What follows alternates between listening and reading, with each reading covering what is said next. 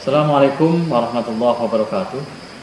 Pada kesempatan ini saya mau menyampaikan beberapa pembahasan dari buku Paradigma Islam, Interpretasi untuk Asi yang ditulis oleh Kunto Wijoyo dan diedit oleh A.E. Priyono. Saya memilah dan membaca beberapa poin penting dari buku ini, yaitu di bagian tema tentang perlunya ilmu sosial profetik sebagai gagasan utama, ya, gagasan penting dari seorang Kunto Wijoyo. Seperti yang sempat disampaikan di beberapa edisi sebelumnya bahwa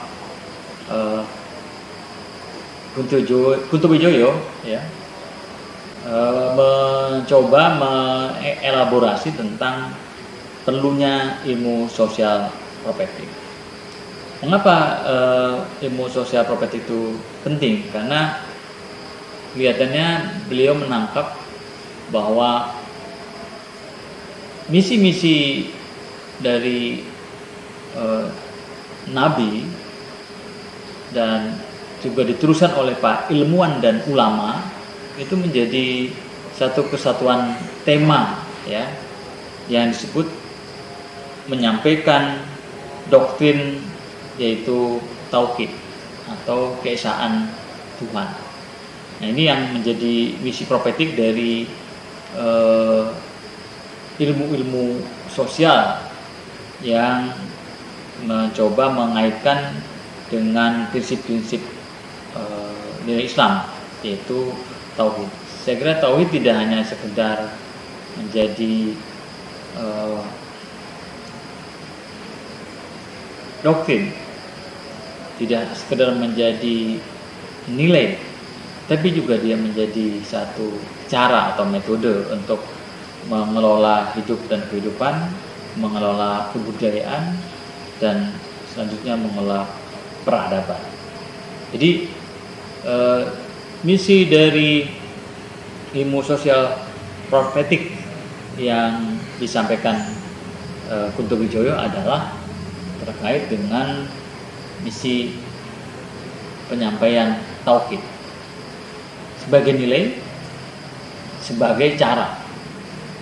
Apa itu sebagai nilai? Nilai yang mengatakan bahwa ada dimensi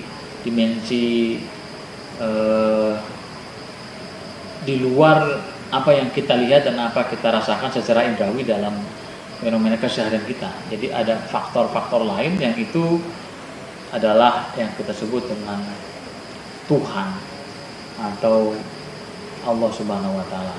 Nah, ini yang menjadi misi dari semua nabi, yaitu meluruskan, mengembalikan umat manusia kepada jalan tauhid.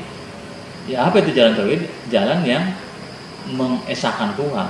Karena dengan itulah kita terbebaskan dari saling menghamba antar sesama, saling menegasikan bahkan gitu. Nah, ini yang perlu saya kira dicermati atau bahkan mungkin terus dilakukan oleh ulama atau ilmuwan untuk mengawal misi-misi profetik atau misi-misi kenabian yang muaranya adalah kepada tauhid.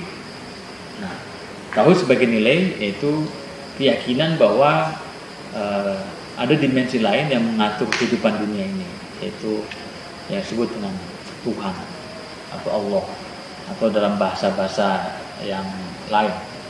Nah, bagaimana ilmu-ilmu sosial yang berdimensi profetik ini mentransformasikan dirinya? Ya, ini saya kira konon atas dasar perkembangan tertentu bahwa mungkin manusia akan semakin kehilangan kepercayaannya terhadap hal-hal yang berdimensi ketuhanan atau dalam bahasa ateistik gitu.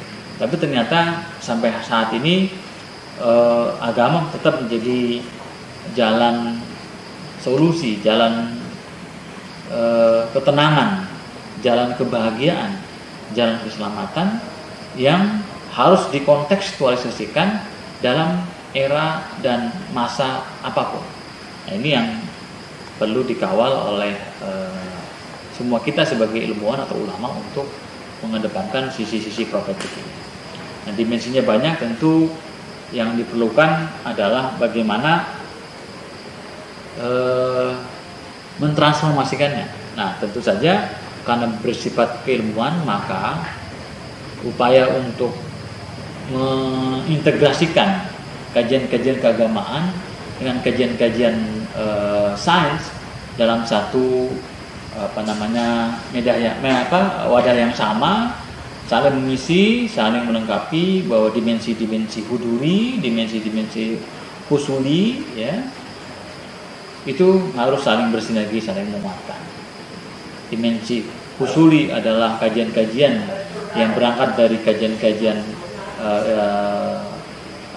epistemologi barat yang mengedepankan sisi-sisi rasionalitas dan empirisme, sementara di sisi yang lain kita melihat bahwa perlu ada pemahaman dan keyakinan pada pesan atau pada ayat-ayat atau pada wahyu yang itu juga memiliki dimensi yang penting dalam mengelola kehidupan ini. Jadi mengintegrasikan dua kekuatan besar dalam kajian keilmuan untuk bisa mentransformasikan misi-misi ilmu-ilmu sosial profetik ini. Nah, saya kira PR-nya masih panjang, ya, bahwa dalam kajian keilmuan modern, ya, apa yang diistilahkan adalah sekularisme. Nah, sekularisme itu mencoba memilah, bahkan hanya saling menegaskan antara jalan keagamaan, prinsip nilai keagamaan dengan prinsip-prinsip positivisme atau prinsip yang didasari pada pandangan pada pemahaman-pemahaman positivisme, yaitu pada kekuatan indera dan pada kekuatan rasionalitas. Nah, sementara di sisi yang lain berangkat dari pandangan-pandangan hasil wahyu. Nah, oleh karena itu mudah-mudahan semangat untuk mengawal ilmu sosial profetik dalam arti membangun dan mengawal dan mentransformasikan nilai-nilai tauhid itu menjadi concern para ilmuwan, para ulama atau para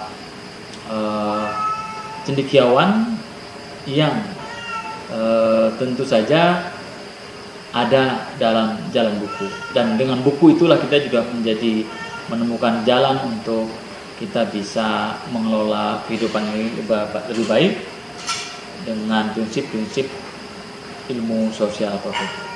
Saya kira itu yang bisa saya ulas dari cuplikan beberapa judul di buku Paradigma Islam yang nanti akan terus kita bahas di sesi-sesi berikutnya, dan kita menunggu juga masukan, pandangan, dan kritik dan saran untuk satu segmen kajian bedah buku dari pemikir-pemikir di zaman ini. Tentu saja yang saya ketengahkan ini adalah zaman di tahun 90-an atau 80-an. Terima kasih atas perhatian dan kerjasama. Kita tunggu ke depan, mudah-mudahan Jalan Buku channel semakin menarik dan semakin variatif program-programnya. Terima kasih. Assalamualaikum warahmatullahi wabarakatuh. Salam literasi.